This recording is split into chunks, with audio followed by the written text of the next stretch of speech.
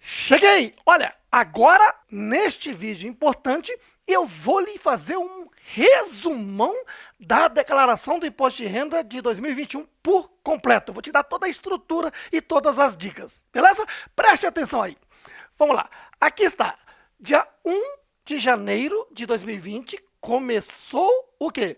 O ano calendário de 2020, que se encerrou lá em 31 de dezembro de 2020. Ano passado, mas faz parte da declaração. É o ano em que ocorreram os fatos, ano em que aplicamos as leis, não é isso?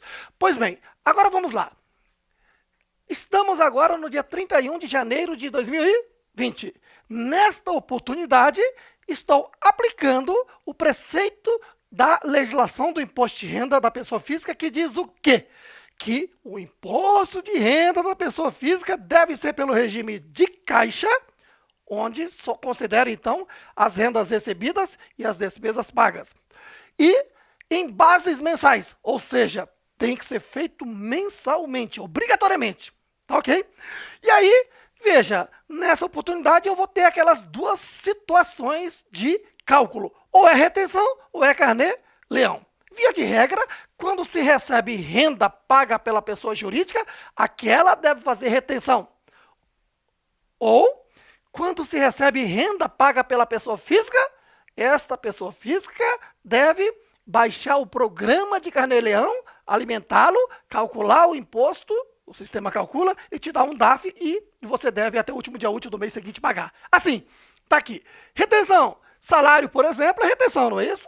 A empresa reteve o imposto e pagou-lhe o líquido. E você, como pessoa física, sabe que esse salário é sua renda, né?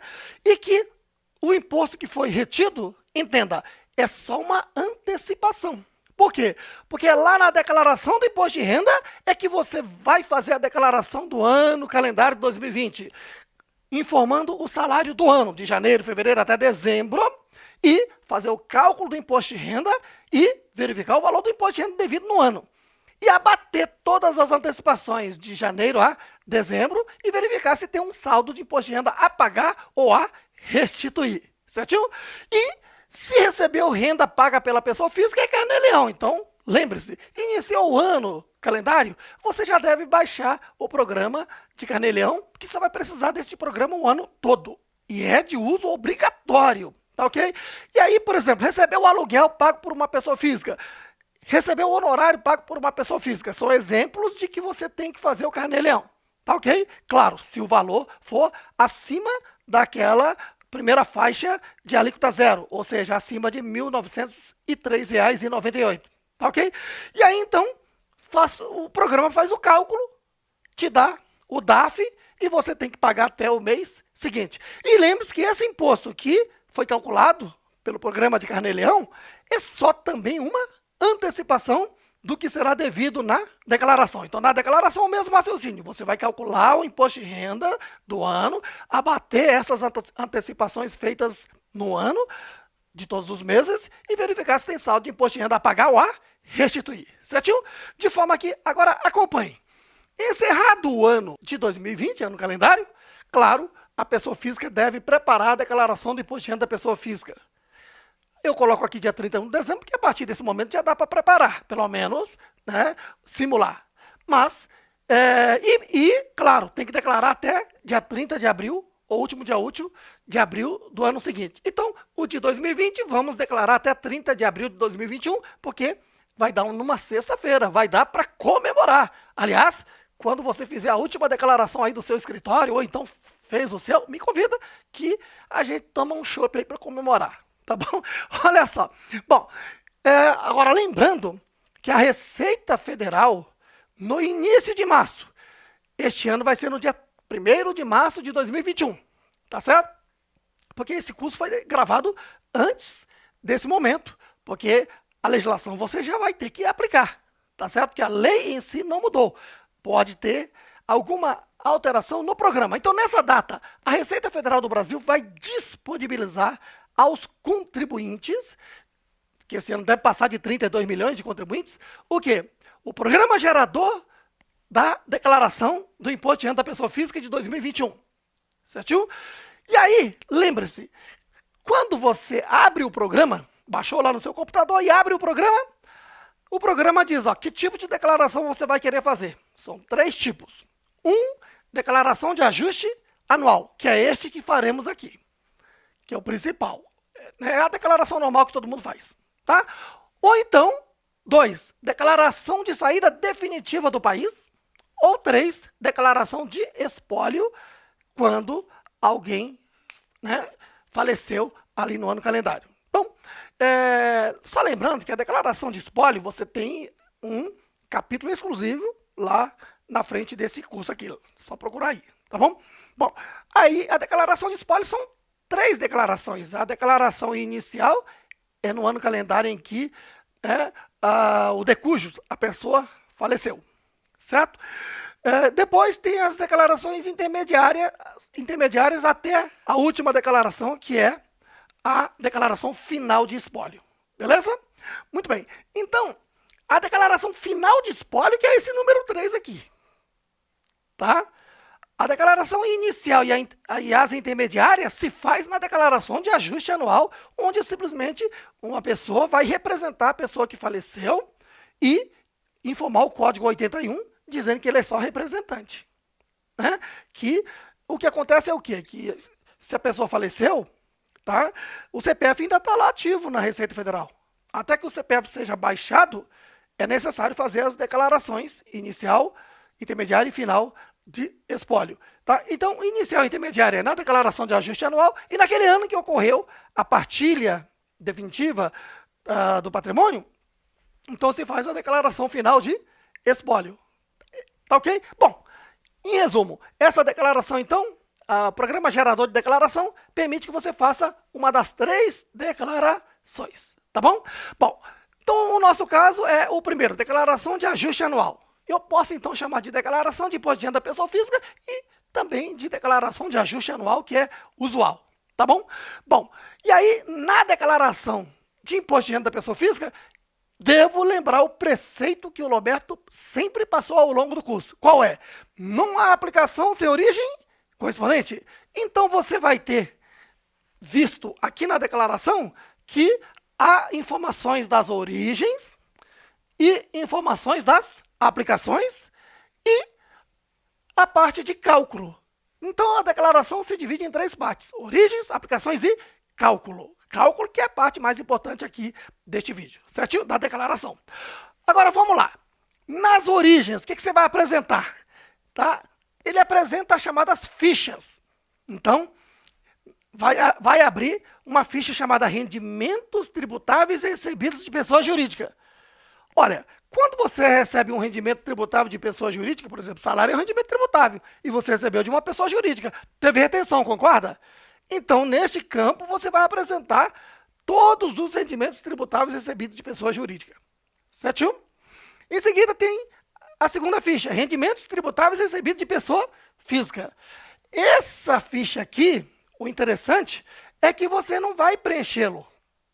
Via de regra, você simplesmente vai importar as informações do programa do Carnê-Leão para a sua declaração de ajuste e o sistema traz todas aquelas informações assim, vupt, e já abre todas as janelinhas. Janeiro, o que é que você alimentou lá em janeiro e pagou ou não pagou seu imposto? E aí, então, ele já preenche automaticamente aqui. Certinho? Ah, quer dizer, Roberto, que não dá para preencher essa ficha manualmente ali? Dá. Até dá. Só tem um porém.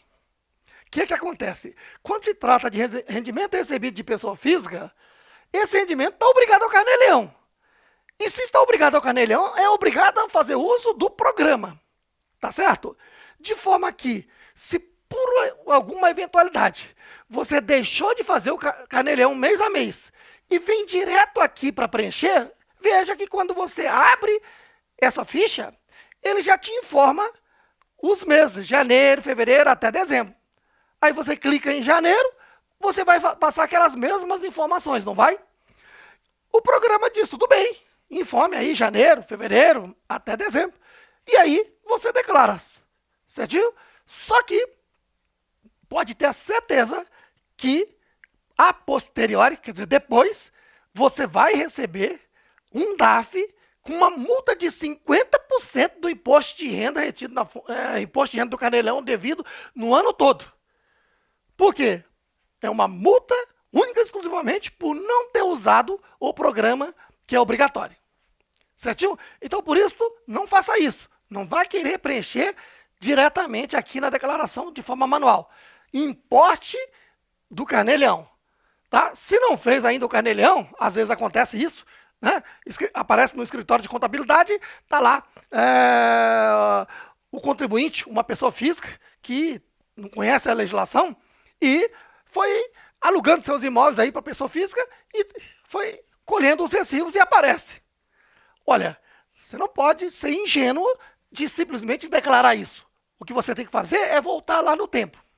Se aquele CPF não baixou o Carnê-Leão, então agora você está prestando esse serviço para ele, então baixe o programa de Carnê-Leão ainda, né, de 2020. E lá alimente aluguel de janeiro, de fevereiro, etc., que o sistema vai calcular o DAF, pega aquele DAF ali, jogue no outro programa, Sicalc Web, que o sistema vai calcular os juros e multas e vai te fornecer o DAF pronto para o seu cliente pagar em atraso com todos os acréscimos moratórios. Certinho? Depois disto é que importe as informações do Carnê-Leão para esta ficha aqui. Esse é o procedimento adequado. Tá ok? Para fugir da multa de 50%. Essa multa de 50% não tem por onde correr se fizer errado. Tá? Porque o uso do programa Carnê-Leão, repito, é obrigatório. E aí, então, esses dois rendimentos aqui, tá? Rendimento tributável recebido de pessoa física, rendimento tributável recebido de pessoa jurídica e pessoa física, retenção e Carnê-Leão são apenas antecipações, porque o definitivo vai ser lá na declaração, na parte de cálculos, como veremos. Aí você vai pegar lá rendimento tributável bruto recebido de pessoa jurídica, recebido de pessoa física, fazer os cálculos e abater as antecipações para saber se tem imposto de renda, um saldo a restituir ou a pagar. Já já vou te mostrar tudo isso, tá? Mas como estamos falando aqui da declaração, a parte de origens, aí você tem uma terceira ficha, ó, rendimento tributável exclusivamente na fonte e definitivo. Via de regra, aqui são os rendimentos que foram tributados mês a mês e que são definitivos, tá? Por exemplo, se você aplicou dinheiro junto ao banco, o banco reteve imposto ali mês a mês, certinho? Aquele rendimento bruto, menos o imposto de renda, você vai informar aqui apenas como origem. E isto não vai para o cálculo da declaração do imposto de renda, porque você já pagou aquele imposto em definitivo, é só aquilo que foi retido mesmo, certinho? E isso serve como origem para justificar as suas aplicações. Outra, você teve rendimento de 13º salário, que teve imposto retido na fonte lá no dia 20 de dezembro, certinho? Aquele rendimento ali é um rendimento tributável exclusivamente na fonte. Então, você vai pegar o 13º salário e subtrair o imposto que foi retido na fonte e pegar só o valor líquido e informar. Só que isto funciona mais ou menos assim. Você declara aqui, no rendimento tributável recebido de pessoa jurídica, o 13º salário, e o sistema é que joga você para cá. Tá certo? Tem que estar... velhaco, como se diz, né? Tem que estar atento, porque uma coisa é fazer uso do programa, outra coisa é aprender a teoria. Na teoria, ele é um rendimento tributável exclusivamente na fonte, mas na hora de declarar, você declara lá e o sistema é que joga para cá. Entendido aí? Rendimento tributável definitivo seria o caso de ganho de capital. O que é ganho de capital? É lucro na venda de bens e direitos. Você tem um capítulo exclusivo sobre ganho de capital neste curso, tá? Não deixe de assistir. Mas vamos lá, exemplificar. Essa pessoa vendeu um imóvel. Venda de imóvel com lucro é venda de imóvel com ganho de capital, certo? Tem situação que o ganho de capital é isento, situação que o ganho de capital é tributável, e isso no capítulo próprio é ensinado. Tá bom? O que você tem que entender é que se teve pagamento do imposto, tá? Aquele imposto é definitivo. Agora tem um detalhe importante. No caso do ganho de capital, o uso do programa GCAP, ganho de capital, né, é de uso obrigatório. Certo aí? Então, vendeu o imóvel, você tem que usar o GCAP. Da mesma forma que o Carnê-Leão, você tem que entrar no site da Receita Federal, baixar o programa GCAP naquele mês que você fez a venda do imóvel. Alimente o sistema e o sistema vai dizer se você está tendo rendimento isento ou tributável, com as informações que você passou. Certinho? Informações essas que você vai ter consciência no capítulo próprio. Tá. E aí, então, se o rendimento é tributável, o sistema, o programa de ganho de capital, o GCAP, vai te dar um DAF para pagar no mês seguinte. Certo? E aí, quando chega essa época da declaração, simplesmente você vai importar o GCAP aqui para a declaração de ajuste anual. E aí ele vai trazer essa informação, valor do ganho de capital menos o imposto que foi pago, aqui em rendimento tributável definitivo, nessa ficha aqui. Entendido aí? Muito bem. Rendimentos isentos e não tributável é outra ficha. Se você aplicou em caderneta de poupança e teve rendimento, aquele rendimento lá tem que ser informado aqui. Tá ok? Você recebeu indenização, você recebeu saque de fundo de garantia por tempo de serviço, FGTS, são informações que você vai informar aqui em rendimentos isentos e não tributáveis. Tá ok? E dívidas e ônus reais. Tá ok? Já eu volto a falar um pouquinho mais sobre essa parte, porque para você entender mais, é melhor você já entender essa parte das aplicações. Veja, na parte das aplicações você vai informar os bens e direitos, tá? Você vai ver que nessa declaração aqui, que é riquíssima, ela abre a parte da descrição, onde você vai informar todas as informações. Comprou um imóvel? Comprou, né? Você vai descrever ali e passar as informações que ele pede. Informações sobre o imóvel, área, né, o tamanho do imóvel, de quem comprou, CPF, CNPJ, tá, endereço, essas coisas todas aqui. E na hora de informar o valor, tem dois espaços. Valor do ano anterior, que geralmente quando você vai fazer a declaração de ajuste anual, tá? Se você já declarou no ano passado, neste ano, você vai ter que informar o número do recibo do ano anterior. Dessa forma, ele já traz a informação do ano anterior. Certo aí? E agora você vai informar o deste ano. Tá? E aí, então, ele tem dois espaços. Em 31 de dezembro de 2019 e 31 de dezembro de 2020, que é o do ano calendário. A posição. Então, tá lá, imóvel X. Em 31 de dezembro de 2019, 200 mil. Aí você fez benfeitorias em 2020, gastou dinheiro com benfeitoria, 50 mil. Claro, foi com base no rendimento que você teve. Que você teve esse dinheiro e gastou. Certinho? Então, certamente seus salários estão declarados aqui em rendimento recebido de pessoa jurídica, um exemplo.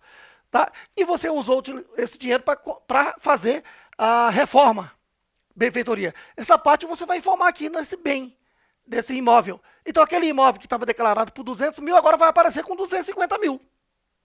Entendido aí? Está tendo uma variação patrimonial de 50 mil, que a Receita Federal vai querer que você justifique a origem. A origem vai estar aqui, nessa parte aqui dos rendimentos. Certinho? Muito bem. Agora sim, de repente, você comprou um imóvel aqui de 100 mil reais, mas sem ter dinheiro nenhum. Foi ao banco e pegou um empréstimo. Então, você tem duas operações aí. Certo? Você vai informar aqui em dívidas e ônus reais o quê? O empréstimo que pegou junto ao banco X, CNPJ X. Certinho? E com esse dinheiro que estava lá na sua conta que você comprou o imóvel. Aí você vai informar o imóvel de 100 mil. Pronto. A sua aplicação está justificada pela origem. Certinho aí? Agora, cuidado. Muita gente informa aqui em dívidas e ônus reais de forma errônea. O financiamento. O que é financiamento? Financiamento envolve três entes, né? O fornecedor, o banco e a pessoa que comprou, certo? Então, se o Roberto, por exemplo, comprou um imóvel financiado da Caixa Econômica, certinho? Aí foi na Caixa Econômica, fez os cadastros, dizendo, tô comprando um imóvel de 300 mil reais. Aí, o banco diz, vou financiar para você aí por 30 anos, tá? Com juros e tudo mais, isso vai pular para 600 mil. De 300 para 600 mil. Essa vai ser a sua dívida. E você vai pagar por mês 3 mil reais. Certinho? E aí, o que o Roberto tem que declarar? Olha, Esses 600 mil da dívida não afetou a sua declaração, não é a origem nem a aplicação. O que o Roberto tem que comprovar para a Receita Federal é o que ele pagou durante o ano referente a esse imóvel. São as prestações, o ágio que o Roberto pagou. Então, se de repente o Roberto pagou 50 mil de ágio e pagou 30 mil de prestações, tem 80 mil a declarar aqui no imóvel, certo? Ou se o Roberto ainda fez reforma de 20 mil, então é 100 mil que ele vai declarar aqui. Claro, detalhando cada coisa dessa. Ágio, prestações pagas, reforma, benfeitoria. 100 mil no total, certo? E qual a origem disso? Tá? A origem é rendimento tributável recebido de pessoa física que ele teve, rendimento tributável recebido de pessoa jurídica, ou rendimento tributável exclusivamente na fonte ou definitivo, rendimento isento e não tributável, ou então pegou um dinheiro emprestado. É exatamente essa origem que vai justificar esses 100 mil de aplicações que o Roberto fez. Tá entendendo? Então veja que o algoritmo matemático da declaração é esse. Tá? O que você teve de aplicações tem que ter origem. Geralmente, na declaração, você tem que ter mais origens do que aplicações. Por quê?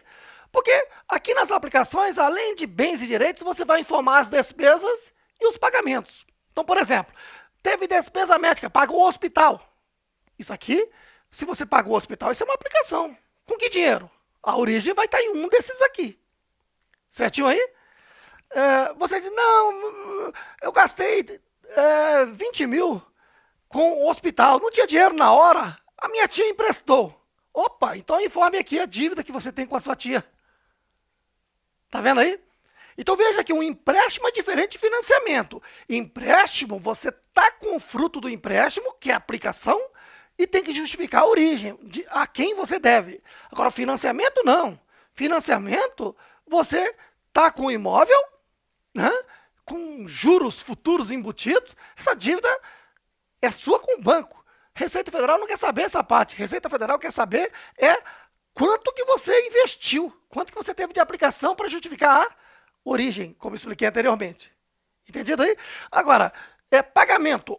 Imagine, você pegou um empréstimo bancário lá no ano anterior. Você já declarou lá, né, lá na aplicação, lá na conta corrente o dinheiro, ou então comprou um imóvel, e a origem o quê? O empréstimo. Então você tem aquela dívida, não tem? Digamos, 100 mil. Este ano você pagou 40 mil. Mas como é que você conseguiu pagar? É porque você teve alguma renda. Você já está até declarando. Digamos que você conseguiu emprego, teve salário, está lá, declarando. E você vai informar o pagamento dessas parcelas. Pagamento é aplicação. Deu para entender o raciocínio? Bom, pronto. Então a declaração tem que estar muito atenta nesse algoritmo. Toda aplicação tem que ter origem correspondente. Tá certo? Muito bem. E agora vamos para a parte de cálculo. Veja, cálculo você pode fazer no modelo completo ou no modelo simplificado. Vou explicar primeiro o modelo completo. Em seguida, você vai entender o simplificado. Tá bom? Modelo completo funciona assim. Ponto de partida. Ó.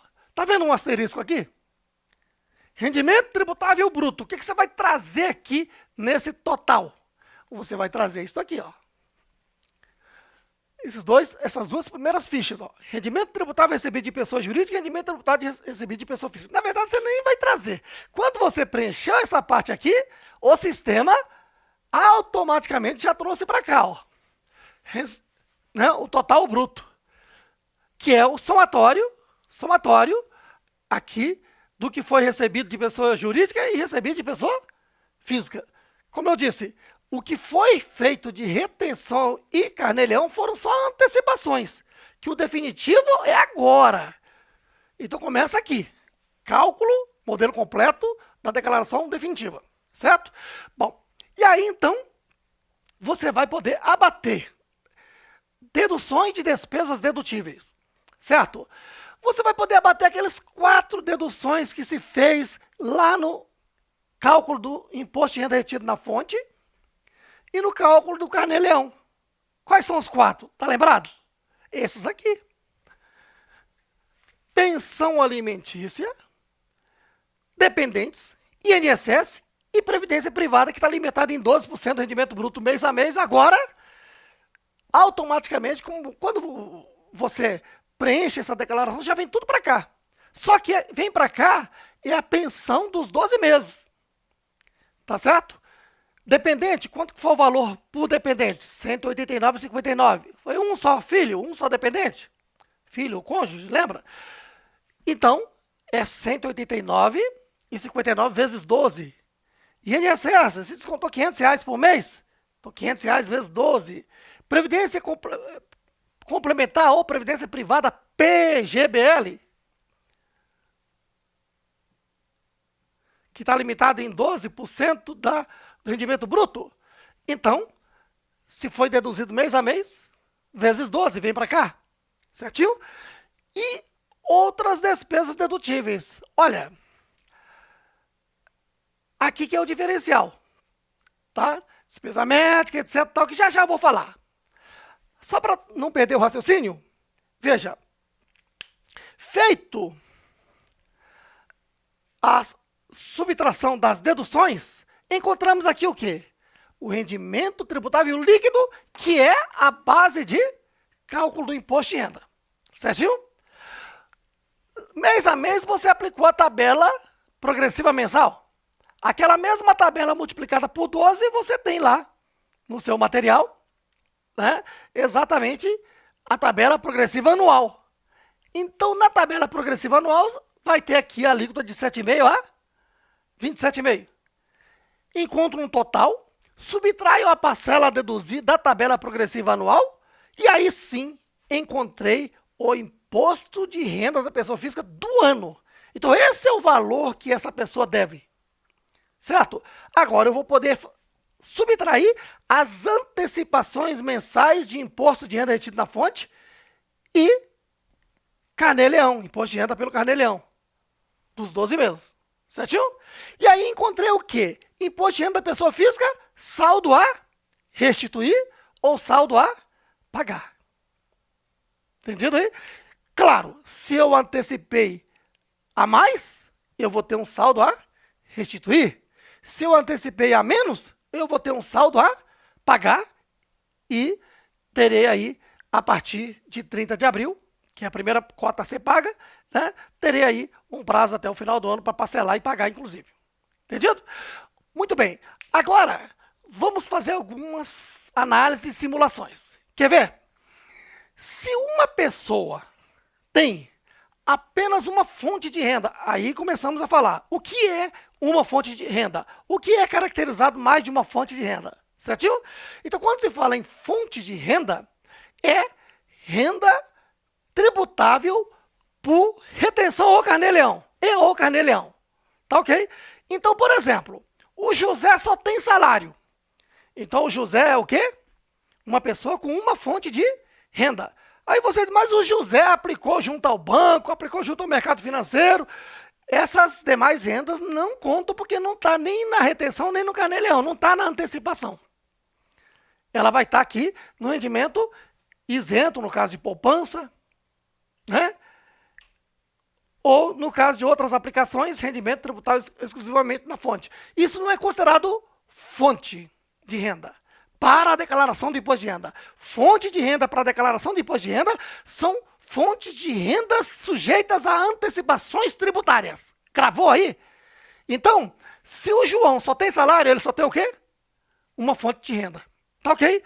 Mas se o João é assalariado e ele é um profissional autônomo, ele recebe o quê? Honorário.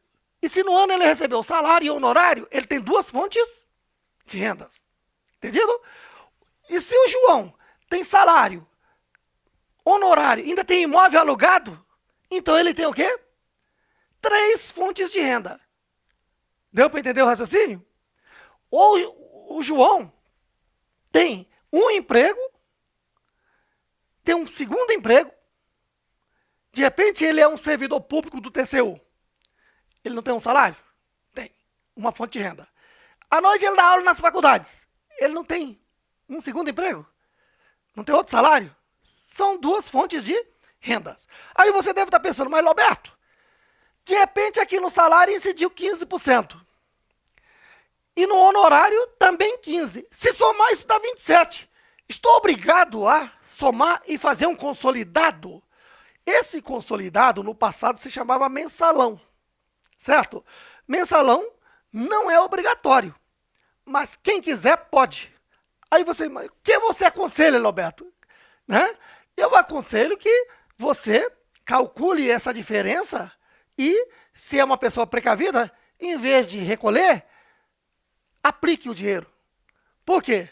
Porque essa diferença, se você pagar agora, você perde, né, o direito de, o poder de barganha, que é ganhar em cima desse dinheiro. Porque esse valor, tá, essa diferença vai aparecer aqui na declaração do imposto de renda. Aqui, ó, saldo a pagar. E você vai ter o direito de pagar só a partir de abril do ano seguinte, ó. Se você já recolhe lá em janeiro ou fevereiro, você está deixando de aplicar esse dinheiro durante este período, tá vendo? Então, o consolidado, o antigo mensalão, ou então o chamado imposto de renda complementar, tá? Por ter mais de uma fonte de renda, não é obrigatório, tá? Agora, é obrigatório, sim, o carnê-leão, retenção de cada fonte de renda, obrigatoriamente. Deu para entender o raciocínio? Agora, vamos analisar aqui, ó. Imagine uma pessoa que tem apenas uma fonte de renda. Vamos lá, exemplo 1. Uma pessoa que só tem uma fonte de renda, salário, certinho? E que não teve outras despesas dedutíveis. Aí eu te pergunto, essa pessoa vai ter imposto de renda a pagar, a restituir, ou vai dar 0 a 0? Vai dar 0 a 0. Por quê? Porque, veja, quando houve a retenção aqui na fonte, no cálculo do imposto de renda retido na fonte, já houve a dedução de quê? Pensão se teve, INSS oficial, previdência privada e independente, não teve? E se esse salário e esse imposto de renda e essas deduções multiplicadas por 12, que está tudo aparecendo aqui, o que acontece? Essa base de cálculo vai ser a mesma somatória das bases de cálculo dos 12 meses. A alíquota vai dar a mesma. Total, parcela a deduzir, imposto de renda do ano vai ser exatamente igual o quê?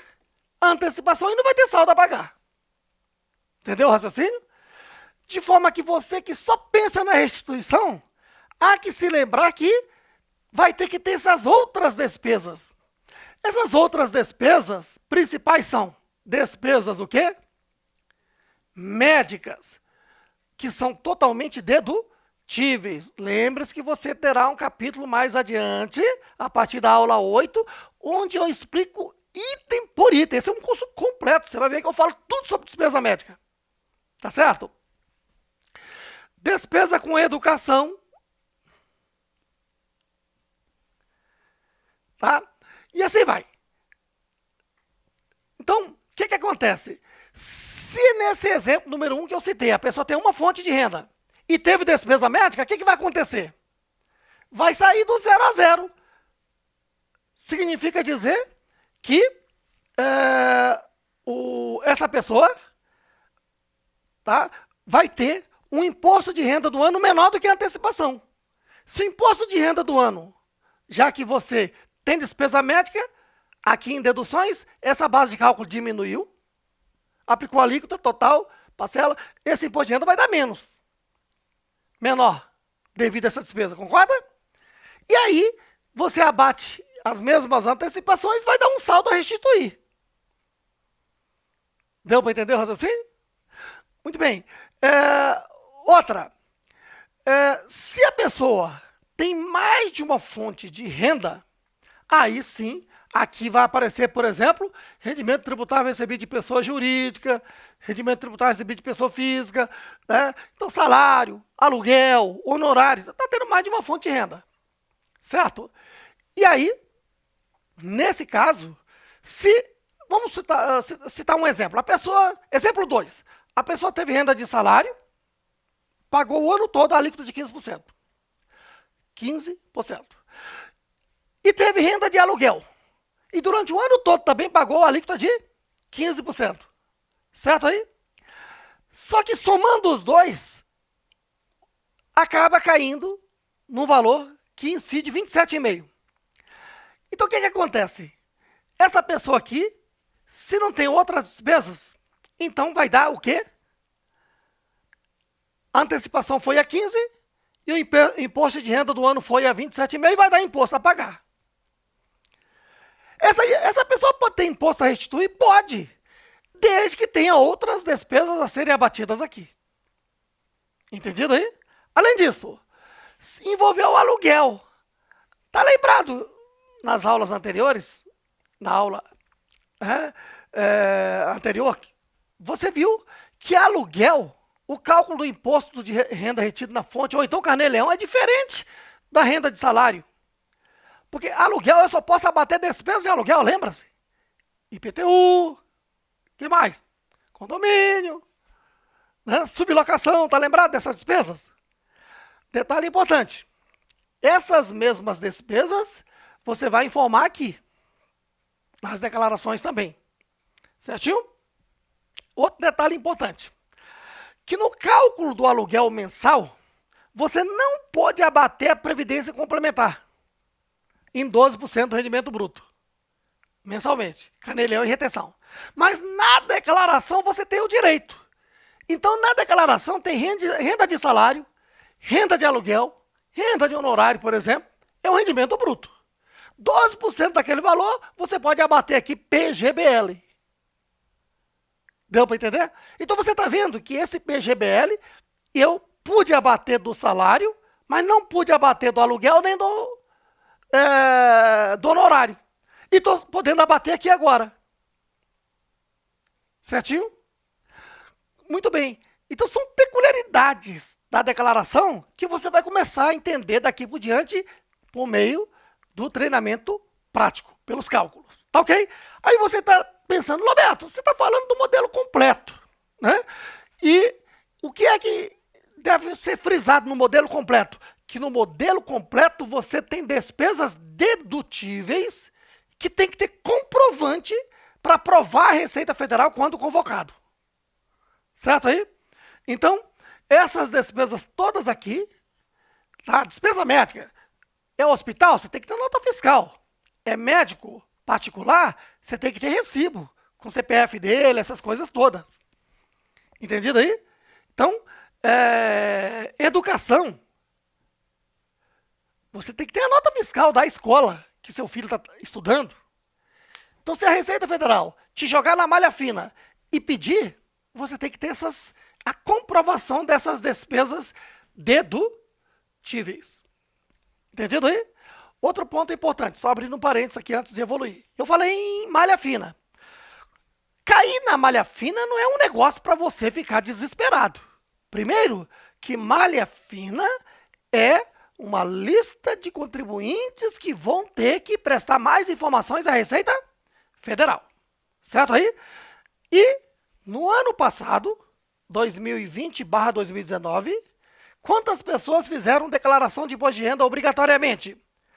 31.980 pessoas. Quase 32 milhões de pessoas. Tá certo?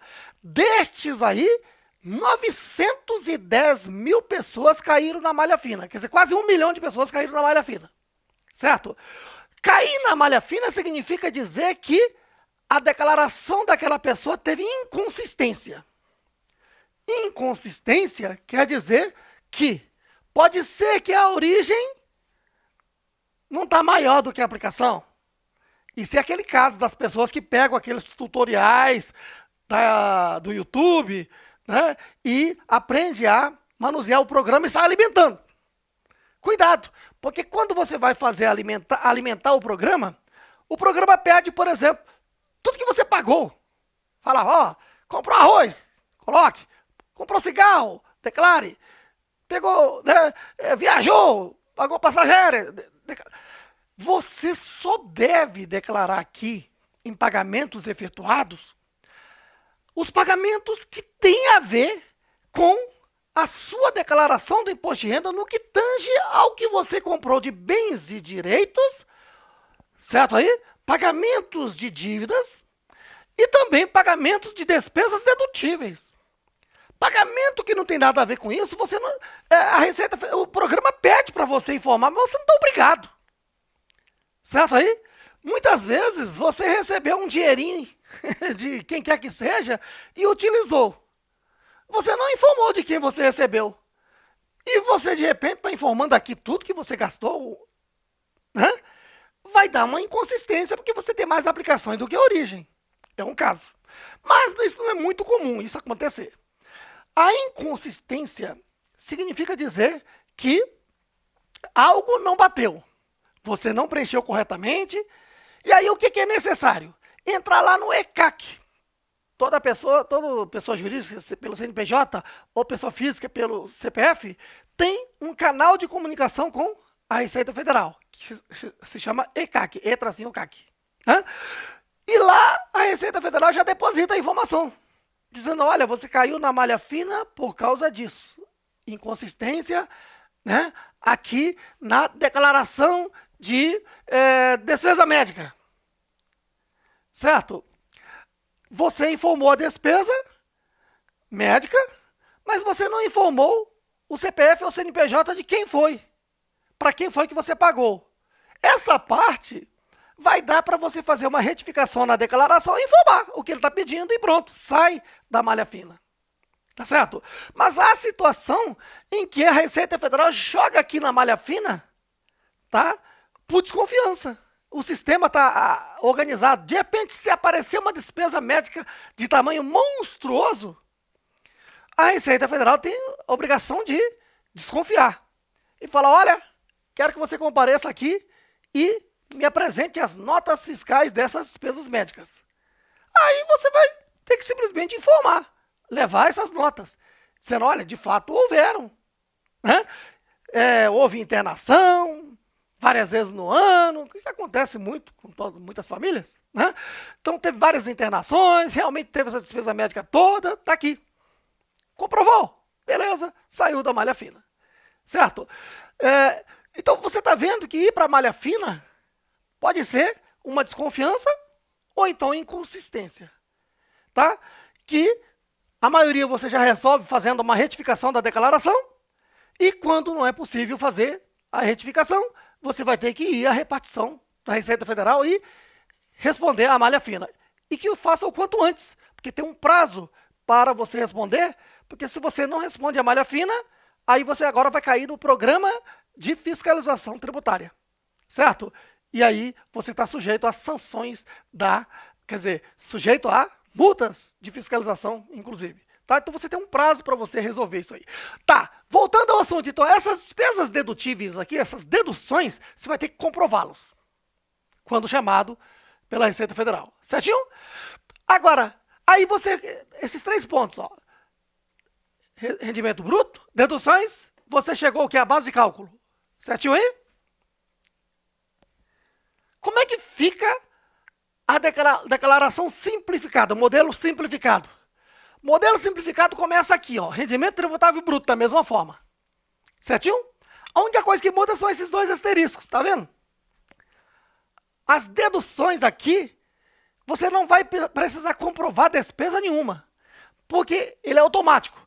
Ele dá direito de você deduzir diretamente do rendimento bruto, 20% do rendimento bruto você pode abater e encontrar a base de cálculo. Aí você aplica a alíquota e faz todo o restante. Certinho? Só tem um detalhe. Esses 20% aqui estão limitados em 17.754,34. Poxa, Roberto, você me dá uma boa notícia e depois um balde de água fria? É isso mesmo. Né? Porque, veja, o raciocínio aqui do legislador é o seguinte. Aquela pessoa que tem basicamente uma fonte de renda e não é um rendimento grande, né? Não está sujeito a 27,5, tá? Essa pessoa aí, que nem tem muita despesa, outras despesas, essa pessoa tem o direito de abater 20% do rendimento bruto aqui. Esse 20% vai dar até esse valor, geralmente. E aí, é só a pessoa analisar. Se ele tem despesas dedutíveis aqui comprovados, está dando 10 mil. Certo? Aplicando 20%, está dando 15 mil. Qual é melhor? É melhor você fazer pelo simplificado. Porque você tem o direito de abater os 15 mil sem ter que comprovar nada. É desconto simplificado ou padrão. Entendido aí? Agora, você aplicou 20% sobre o rendimento bruto. Tá dando 30 mil. Ultrapassou o limite. Você só vai poder abater 17.754. Aí compare. 17.754, você não tem que comprovar nada. Mas você tem despesa médica, de educação e etc. Somando tudo, tá dando 25 mil. E aí? Nesse caso, o que é melhor? Claro, se as despesas dedutíveis, né, comprobatórias, tá dando 25 mil, e você só pode abater 17, então em vez do simplificado, é melhor você fazer um modelo completo. Certo aí? Aí você diz, mas Roberto, quer dizer então que eu tenho que estar atento nisso aí? Não tanto. Por quê? Porque o sistema da Receita Federal, esse programa gerador de declaração do imposto de renda, cada ano vai ficando mais inteligente. Certo? De forma que na medida que você vai preenchendo a declaração, o sistema já vai simulando e te mostrando lá no cantinho. Olha, o simplificado tá dando assim, ou assado, para você já ir comparando. Certo aí? E se de repente você nem comparou nada e enviou, o próprio sistema já opta por você, tá? Onde ele te dá logo o programa, uma decisão de transmissão pelo modelo que seja mais vantajoso a você. Entendido? Eu estou explicando aqui para você entender que existem modelo completo e modelo simplificado. A diferença qual é? Modelo completo você tem que provar as despesas dedutíveis. Tem que ter documento, nota fiscal, recibo, etc. Tá ok? E no modelo simplificado você não vai ter que comprovar essa despesa porque você fez uso do desconto simplificado de 20% limitado em 17.754,34. Entendido aí? Pronto. Com essas informações, você está apto a fazer cálculos e preenchimento da declaração. Beleza? Só na caixa!